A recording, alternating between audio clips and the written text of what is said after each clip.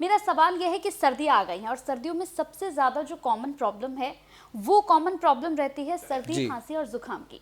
हमने कोरोना के बाद से देखा कि हर कोई खांस रहा है, हर कोई छींक रहा है और खांसते-खांसते लोगों की ज़िंदगी में समस्याएं और ज़्यादा बढ़ रही हैं। जी। तो आज मैं चाहूँगी कि आप इसको लेकर बताइए कि आखिर कैसे ठीक हो, कोई नुस्खा आपके पास? एक्चुअल लोगों की ना जो इम्यूनिटी इम्यून सिस्टम, अब जैसे एक आदमी पूरी फुल बॉडी बिल्डिंग है जी ना, उसने पूरे मसल मुसल बना रखे हैं, जी लेकिन उसका इम्यून सिस्टम वीक है, तो उसको भी कफ कोल्ड होता है। एक आदमी बिल्कुल सिंगल है मेरी तरह, उसको जी कभी होता ही नहीं। मतलब ये इम्यूनिटी के ऊपर डिपेंड करता है। और इम्यूनिटी को बूस्ट करने के लिए सबसे बेहतरीन चीज़ है आपकी रसोई घर में है, उसका नाम है हल्दी, है ना।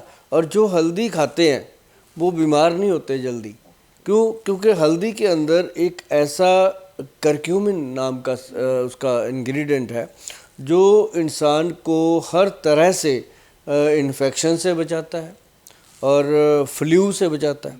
और जैसे अभी पीछे कोरोना काल हुआ था, तो हम पंजाब से आते हैं, तो हमें था कि अब दुनिया में आए हैं तो कुछ करके जाएंगे, जब जाने की बारी आ गई तो सबकी है तो अपनी भी है। तो हमने उस समय क्या किया, हमने पंचम हल्दी तैयार की। पंचम हल्दी जो है, मैं आपको बताता हूँ, उसको आप घर पे बना सकते हो, बड़ी इजी चीज़ है, लोग बनाते हैं। हमारे पंजाब में तो बहुत अच्छा बनाते हैं, मुझे लिखते हैं लोग कि गुल साहब हमने बना लिया, अब बताओ क्या करना।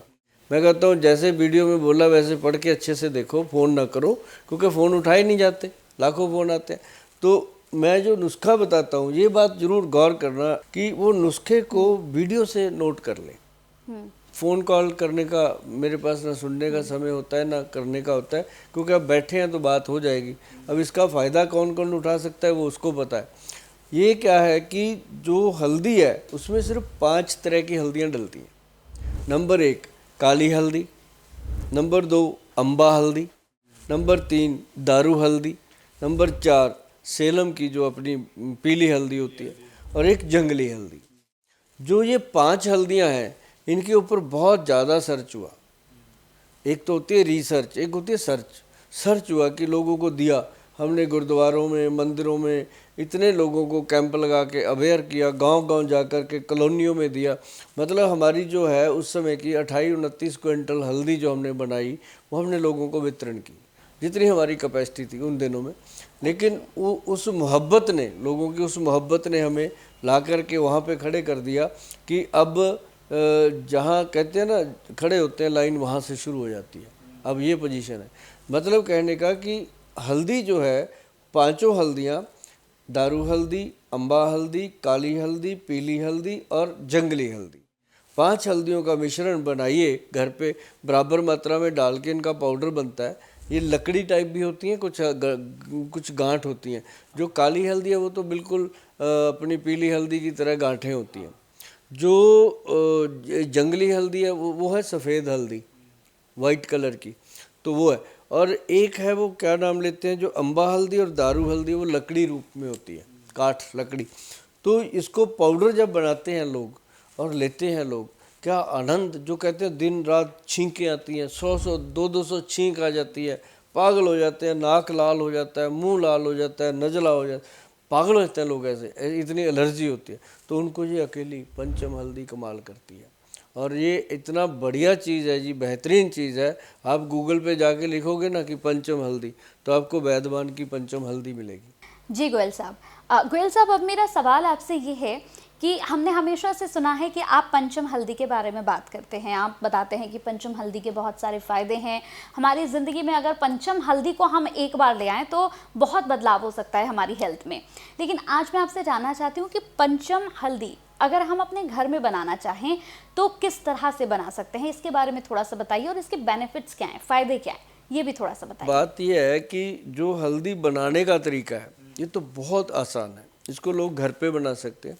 जैसे जो लकड़ी आती है वो वैसे ही छोटे छोटे पीस आते हैं, उसको कूट के छान के, उसको पहले थोड़ा कूटना पड़ता है, कूट काट के उसका इतने का बना लो कि वो मिक्सी में ग्राइंड होने के काबिल हो जाए।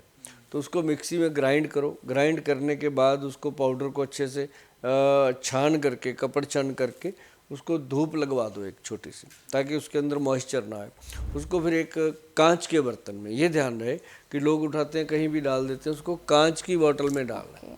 जो कांच के आजकल जार आते हैं उसमें डाल के रखो, और उसके अंदर से आधा चम्मच दूध गर्म करो पहले तो 1 गिलास, उसके अंदर आधा चम्मच हल्दी मिला के घोल दो, पकाना नहीं उसको, घोल करके उसको पीना है।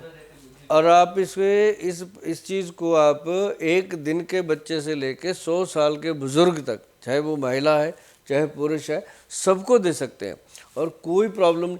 अच्छा, एक चीज़ और, इन्फेक्शन तो ख़त्म करता है, एलर्जी तो मिटाता ही मिटाता है, बवासीर भी नहीं होने देता। गोयल साहब, जिन 2 हल्दी के बारे में आपने बताया है, ये दोनों हल्दी तो हम सुखाकर बना लेंगे, लेकिन जो बाकी की 3 हल्दियां हैं, क्या इसे उबाल कर बनाएंगे या फिर इन्हें भी सुखाकर ही बनाया जाएगा? इसके बारे में बताइए। नहीं, ऐसा नहीं है, उसको आजकल मिल जाती है सूखी गांठें मिल जाती हैं, पंसारियों के पास बहुत मिलती हैं। जब से मैंने इसका प्रचार शुरू किया है तो पंसारी रखते हैं बाकायदा, और कई पंसारी तो ये भी कह देते हैं, अच्छा गोयल साहब ने जो बताया वही देना है, वो कहते हैं हाँ जी, वो बना के खुद ही दे देते हैं कि ये लो घर पे जाके बना लो। क्योंकि मैं इसलिए कहता हूँ घर पे बनाओ, ताकि किसी का भरोसा नहीं है जी।